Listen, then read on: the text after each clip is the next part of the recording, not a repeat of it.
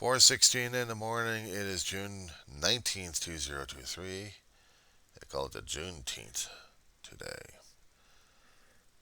Yeah, guys, I'm back on my old channel. How about that one? This is the Weaver John C., the diary of the griever named John the Weaver, which would be me. Morning, fellow zombies, you sleep deprived and emotionally screwed up. We're broadcasting still from Roseman, California, with our systems working again. Apparently, the host company has gotten most of the bugs worked out, and I'm still trying to get the kinks worked out on this one so I can do both channels, hopefully. Okay, what's been happening over the past, besides the host situation, bug war, and a refrigerator dying on me? Yeah, it's been doing that for about a few days already, several days. I've lost two good cooked chickens due to temperature fluctuations, which soured pretty damn bad and caused my dog some distress. And then I didn't even recognize the damn smell until I actually smelled it, and I'm like, oh great, I'm not doing this thing to my dog. So I brought out. I still had several of the blue ices in there. I have a frozen chicken in there I haven't done yet. I'm not about to, not until I can get the guarantee going on for management. I got to get them looked at, have this refrigerator looked at, or at least replaced. Meanwhile, everything else that was supposed to be usable in the refrigerator is being tossed out. I'm not doing contaminations onto my dog or myself at this point. So I gotta wait for a few more hours on this until they open up shop. And then the Ant Man comes over here from New York and he does this stuff. Yeah, even on a federal holiday, apparently these guys don't get a day off on this one. I could not celebrate Father's Day. I could not celebrate Father's Day. Father's Day was one of those days that I just could not deal with because of a biological sperm donor that was giving me hell. And I really didn't want that to happen. So, what I did was I just ignored it. I've tried to talk about it in my other videos. I'm hoping the videos are still available. It looked like they were. And concerning about me and my past at this point over here, yeah, this is one of those things that's really sticky and tricky at this point over here because I don't know. I never had one of the relatives of my biological sperm donor locating me at this point over here. If they did, fine. But if they didn't, well, then it looks like I'm just a accident.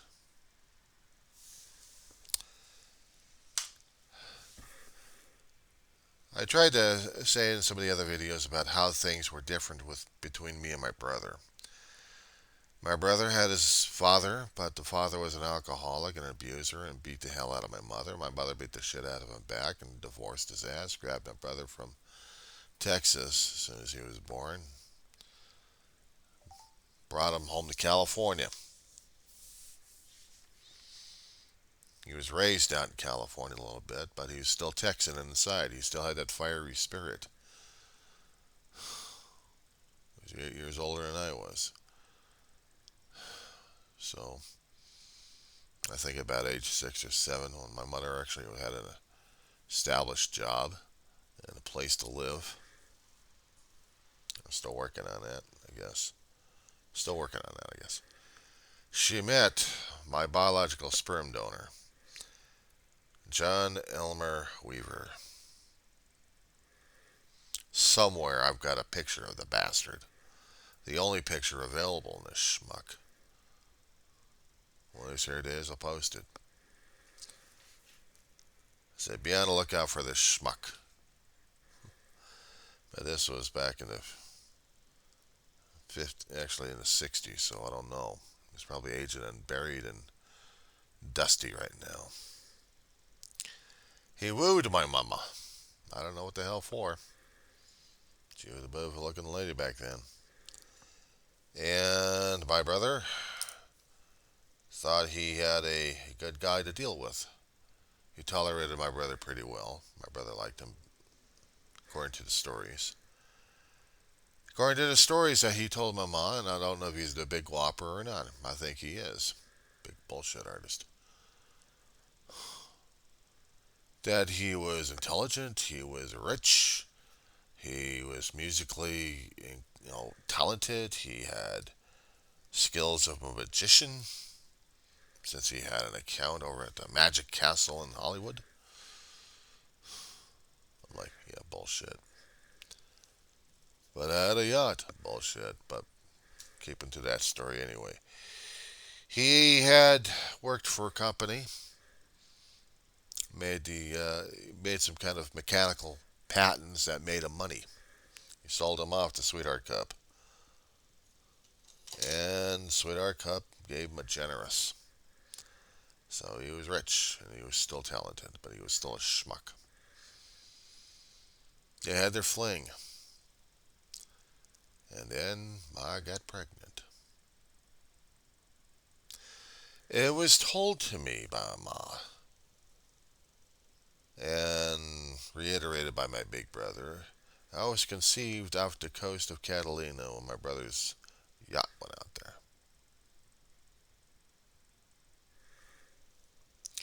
It was probably in a moonlight or something like that.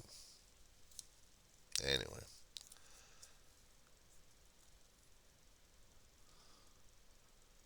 he found out she was pregnant. She ditched. Actually, he ditched. I was born. He was nowhere there. He was doing support checks, but he didn't bother to see how things were going. I had open heart surgery at the age of 4 years old, 1970.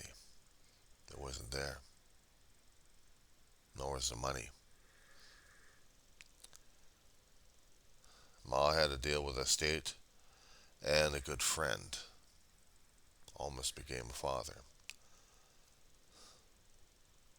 Stan Meyer, God rest his soul.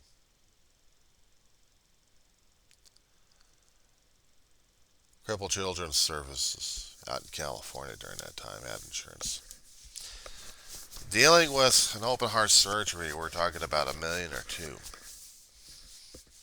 It was a hell of a lot of loan, but Stan pulled it off. Pulled out the patient's responsibility. And the rest of it was up to the state to keep my ass alive. So growing up until the age of 18, that's how it was. And after that, I had to get private insurance for me. But yeah, still had to keep checking the old ticker. Ready, LOZ? No show. Age of 5 years old.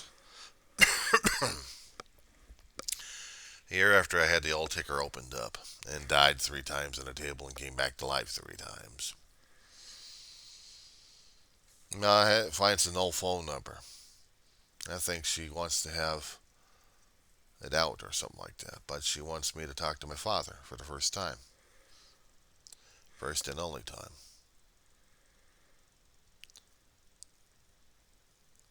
Who the hell is this? It's your son, John. Who? Your son, John Weaver. Click. Hello? Hello? My, he hung up. Why did he hang up? It's alright, dear. It's alright. He hung up on me. Why did he hang up on me? I never did find out. I tried to call the number, but it didn't work again. Had it disconnected. So the letters go unchallenged. No checks. He pulled up and disappeared. He finally realized he had made a major mistake, and he ran like a coward he is to this day. If he actually had any siblings out there he actually cared about, I didn't hear a word from him.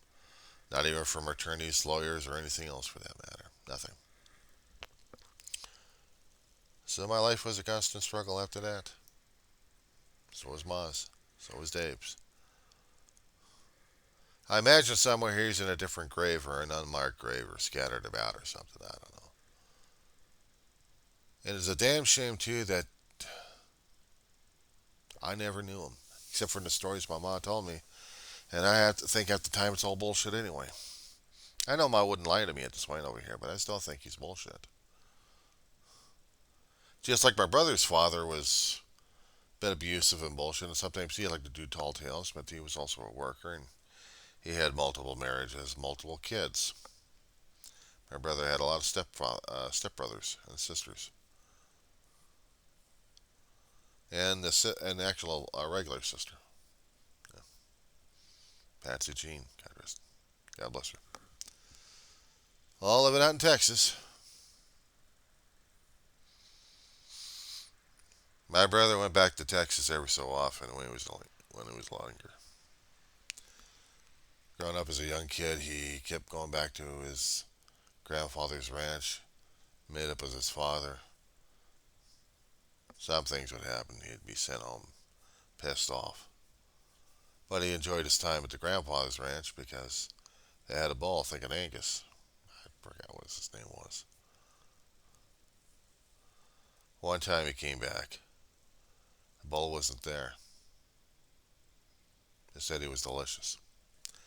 They were ranchers.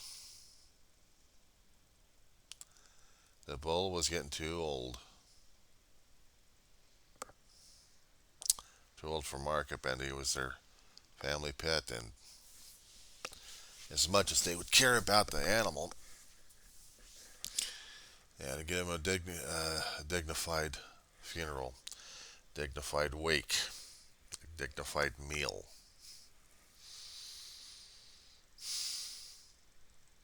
My brother didn't eat him. Was, there was some time between him going over to the ranch, and after that, he just couldn't go. Things happened at home where he wasn't able to go back to Texas anymore to see his family. Things had to happen.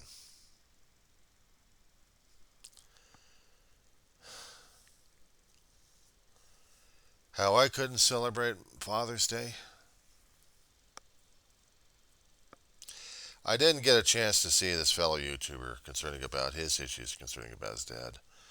I guess we all have our dad issues, one way or another. Some dads are actually special to us and make us feel like they're part of the family, and have the guy be part of the family. I never had that instance. I had a big brother. I had a lot of uncles. Well, a few of them anyway. Some of them had their own issues. But I didn't hold it against them because to me they were still family. But my biological sperm donor, yeah, I didn't call him dad, pop, or anything else like that.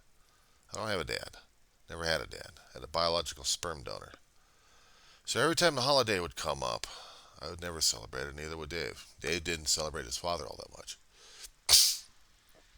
It was only later in his adult life, my brother did, that he was actually able to make contact with his own father. And they talked, and they rapped, and tried to keep track of each other. Even he passed on before my brother. He did. So, every time Father's Day comes up, I'm always thinking about my own damn biological sperm donating and putting it out there. People will probably consider me as a negative guy. Well, perhaps I am. I have a lot of things to be negative about. But I'm also trying to be positive about a few things, being grateful for some of the things I do have. I still got a roof over the head. I still got a dog that still needs me at this point over here. And I thought she was really having gastric issues, but apparently it was the damn food that just passed through her. So she's feeling a little better these days. He still gets to her. As for a holiday prior before Father's Day, which was Mother's Day. That gets harder and harder to deal with because I'm dealing with my mother, who I celebrated and venerated like crazy. Even though she was a pain in the ass, and mothers are supposed to be a pain in the ass, but you're supposed to love them harder anyway because they're your mother. They're not like white people that you pick up. That let me scratch that one. Let me correct that one. Relationships I'd never been in. I've never been in any relationships. I'm not looking for them either. I'm old and tired. I'm going to bed. That's not half the time my body and my brain feels like. I always had a chance for a relationship, and I screwed it up because of fear. Stephanie Levitt, she was called at one time, and I don't know what her last name was after that. She married a guy. I hope he was all right with her. I hope he was kind and gentle and loving with her. Because I was scared shitless of my own damn shadow 20 some odd years ago. And I wasn't able to do, or I wasn't able to be the person she wanted me to be. I wasn't. Basically, I was just a guy dealing with his own damn issues and family issues at home. And even though my mother would have been happy to have her as a daughter-in-law, that didn't happen. I didn't talk about this to my mom or my brother. At least I don't remember. But I heard through other sources years down the road that she died of cancer. Yeah, that was a hard ass day right there. I mourned, I wept, I cried, I broke, and then I had to move on. Some holidays I can deal with, and other holidays I can't deal with. And this weekend was one of those days.